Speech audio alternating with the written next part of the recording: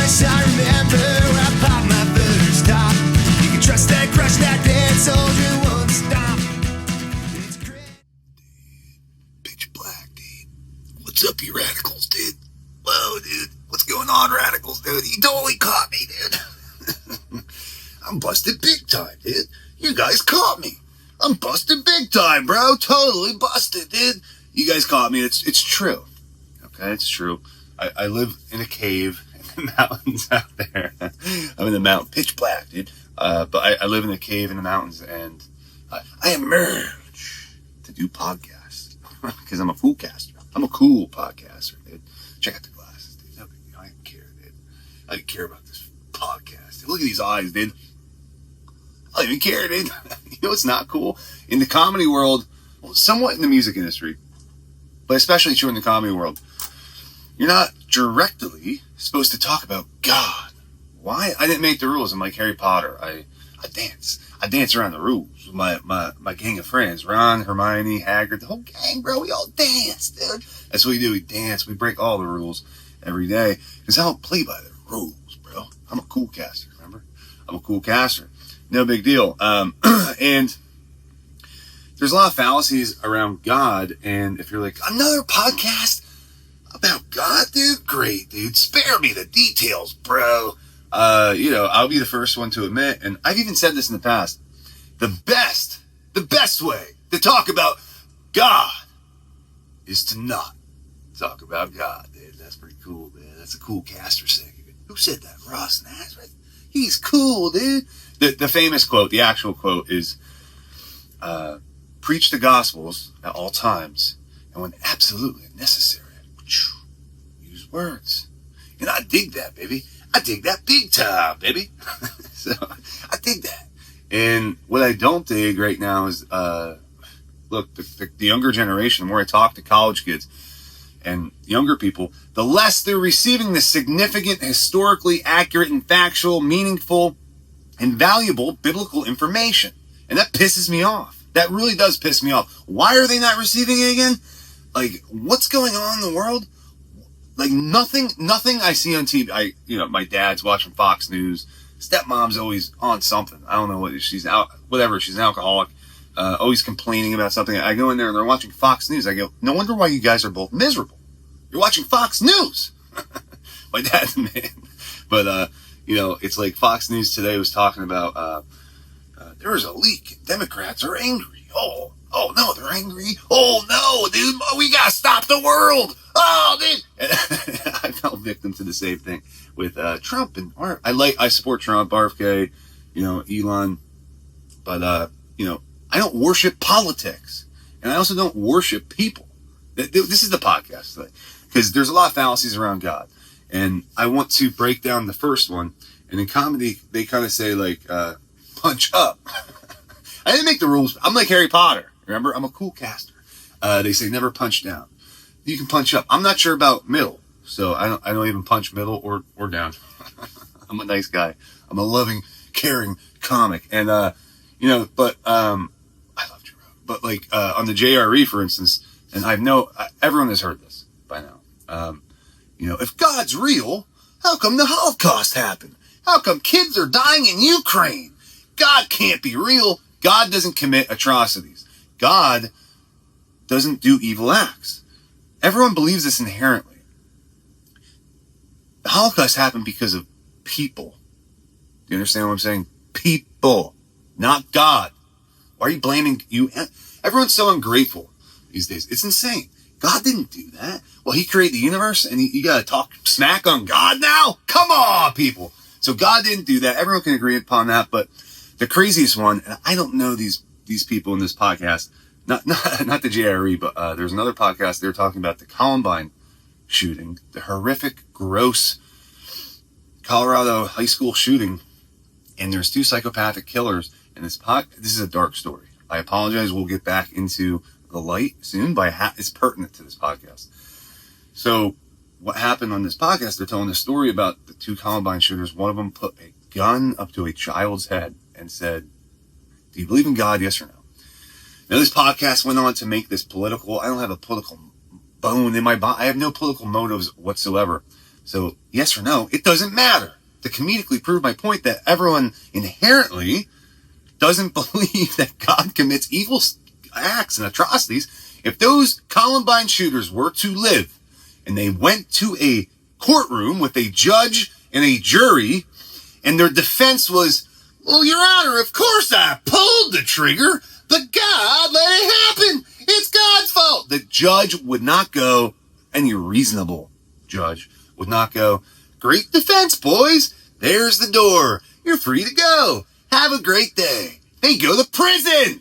That's where they go, because God didn't do it. Everyone inherently knows this.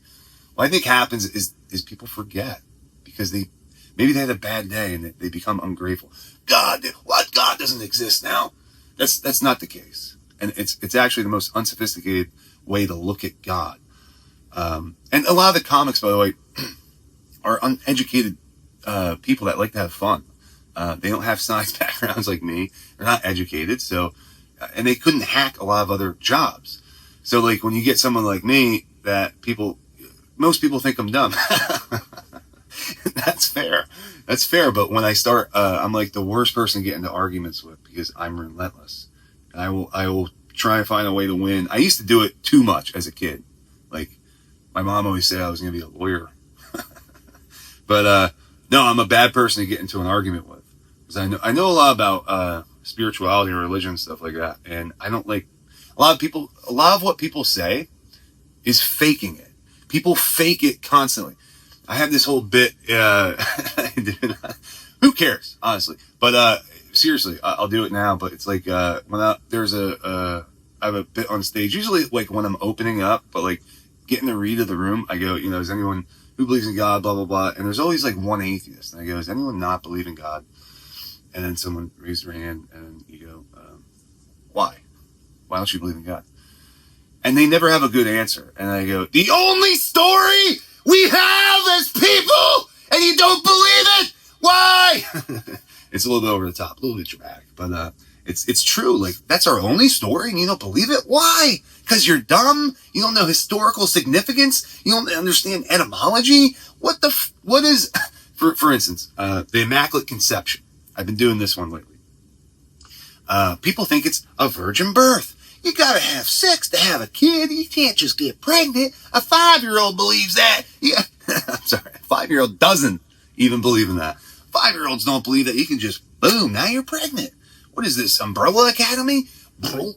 Everyone's pregnant in a swimming pool. No, that's not it. What does virgin mean? If you trace the etymology back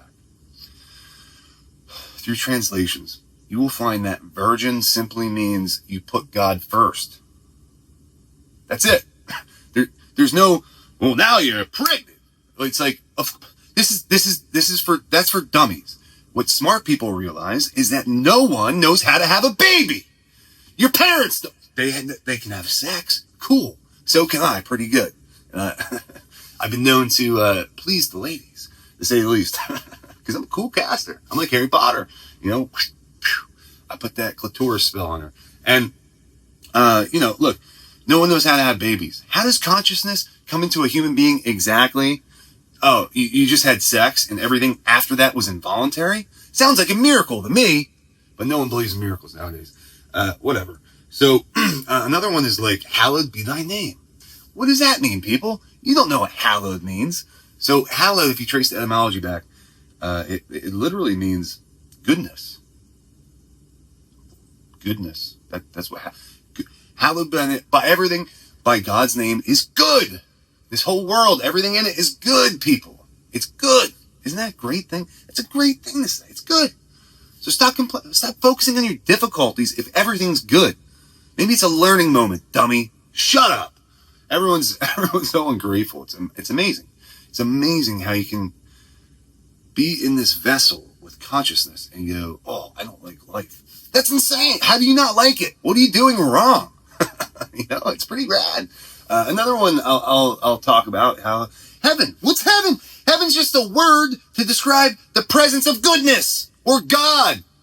What's hell? Hell is just a word to describe the absence of goodness or God. Pretty simple. Well, what's God then, Ross and Nazareth? And you're so smart. Well, if I had to take a stab at it, I would probably say it's the individualistic focal points of consciousness itself. Maybe we are tethered to God as God is tethered to us. Maybe there's channels to this. How can that it's not literally true, but maybe it's true because spirit is infinite. It's infinite. Everyone believes that. Why are you going to work? Why do you care about your family? Why do you want to support your family? Why do you want to optimize your health? Why do you want to optimize everything in your life? Why do you want to be kinder, wiser, smarter, better? Why do you want to be a better significant other? Why do you want to be a better friend, a son, a brother, a sister? Why are you doing that? Well, maybe it's because you realize you are a part of God and God is a part of you, and you want to express the most godly form of yourself as you possibly can to be more like God. Maybe that's it.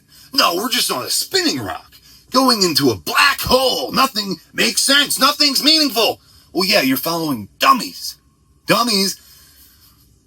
Like, you look, like a lot of these entertainment people should have retired 20 years ago. You don't stay in entertainment long. Anyone with a half a brain, Joe, all these people, you destroyed your kids' lives. And you don't even realize it. How can they ever do anything without being in your shadow? Like, it's a very disgusting vein. What I'm doing now is vanity. But I'm good at comedy. I especially live. So, yeah, that's cool. I guess to get good at comedy, it's one of the coolest things you can do. Watch me, I'm going to go up there with just myself or a guitar and destroy. That's pretty sick. I brought my old lady to a comedy show the other night, and I did well. And I was like laughing the whole time. Still did well. That shows you, you just gotta have some trauma in your life. That's about it, and you become funny. So back to the God thing, yeah. God didn't commit atrocities. God didn't commit the Holocaust, people. This is common sense. And hallowed be thy name, it means it's goodness. What does heaven mean? Well, I'm not going through the whole thing again, but you guys get it. It's not, look, religion has been distorted and has been used as a control mechanism, of course. And I'll be the first one to admit that any process, the systematic process of believing in something it has pitfalls, people. It has pitfalls. You can be a victim of ideological and dogmatic perspective traps, and at the end of the day, that could be more harmful than the religion itself. Like, I'm not arguing any of that. All I'm saying is look a little bit deeper. Like, you are the answer. If I had to say one thing to the college kids and younger people, have some faith. You think your parents or any of the adults that you know have faith? I don't even think modern day Christianity exists. Everything adults do right now is like, fear, Democrats, Republicans, fear, money, control, COVID, fear. That's not Christianity.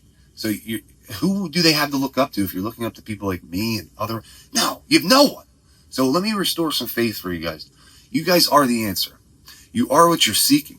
The universe is incomplete without you. You. And you have a purpose. You have a purpose here. So seize the day. That's what's up. Have some faith. Have some faith, because this is all good. Everything here is good. It's heaven.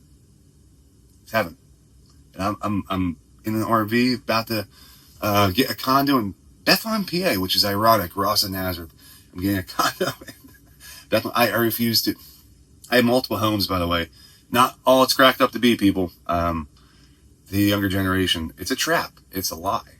And then the bank or the government owns your house. You don't pay your mortgage, or, you don't pay your taxes. I don't think so, dude. No. And I'm selling my other 2 houses, and that's that. No more houses for me, dude. Rentals only, bro. Wild, dude. I'm a wild dude. All right. Peace out, you radicals. Cool, dude. I'm a cool podcaster.